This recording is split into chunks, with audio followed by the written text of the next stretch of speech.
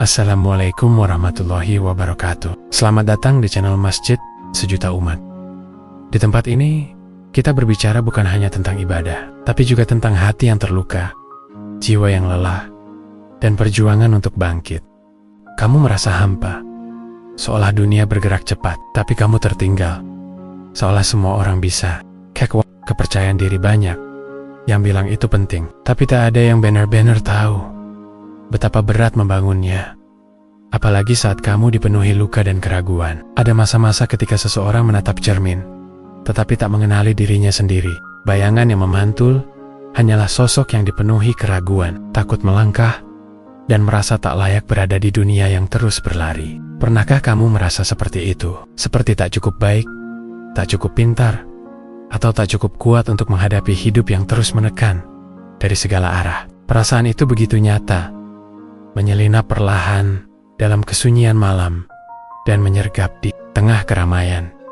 Kepercayaan diri bukanlah sesuatu yang lahir begitu saja. Ia dibentuk dari luka-luka yang tak terlihat, dari pertarungan batin yang tak pernah diceritakan. Ada yang merasa tak pernah didengar, meski berteriak dalam hati. Ada pula yang terus-menerus dibandingkan, diremehkan, hingga akhirnya meyakini bahwa dirinya memang tak berharga. Semua rasa sakit itu menumpuk menjadi beban, dan seiring waktu, beban itu menutupi cahaya kecil dalam diri yang sebenarnya ingin bersinar.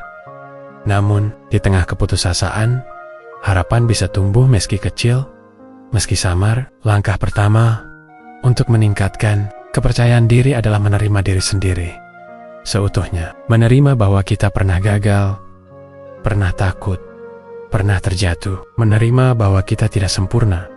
Dan justru disitulah letak keindahannya. Sebab tak ada keberanian tanpa ketakutan, dan tak ada pertumbuhan tanpa luka. Kemudian, beranilah memaafkan diri sendiri. Maafkan karena pernah menyerah, karena pernah membiarkan diri terpuruk terlalu lama. Maafkan karena terlalu sering percaya pada suara-suara negatif di luar sana. Memaafkan bukan berarti melupakan, tapi melepaskan belenggu yang membuat kita terus terpenjara oleh masa lalu. Saat kita bisa memaafkan diri, kita sedang memberi ruang bagi harapan untuk tumbuh. Langkah berikutnya adalah merawat diri secara fisik dan emosional. Cobalah hal-hal kecil. Bangun pagi, berjalan di bawah matahari, menulis jurnal, atau sekadar berbicara baik pada diri sendiri. Suara hati yang dulu lirih perlahan akan menjadi lebih kuat, berkata, "Kamu bisa, kamu cukup, kamu layak." Jangan remehkan kekuatan perubahan kecil, karena dari sanalah fondasi kepercayaan diri dibangun. Batu demi batu, perjalanan membangun kepercayaan diri bukanlah jalan lurus. Akan ada hari-hari ketika kamu merasa kembali tenggelam dalam ketakutan. Lama? Tak apa. Menangislah jika perlu.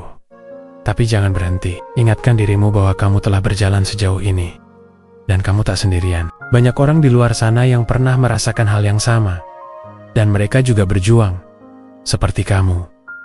Akhirnya, percayalah, kamu berharga. Bukan karena pencapaianmu, bukan karena validasi dari orang lain, tapi karena kamu adalah kamu. Sisi yang masih bertahan, yang masih berani mencoba, meski berkali-kali jatuh.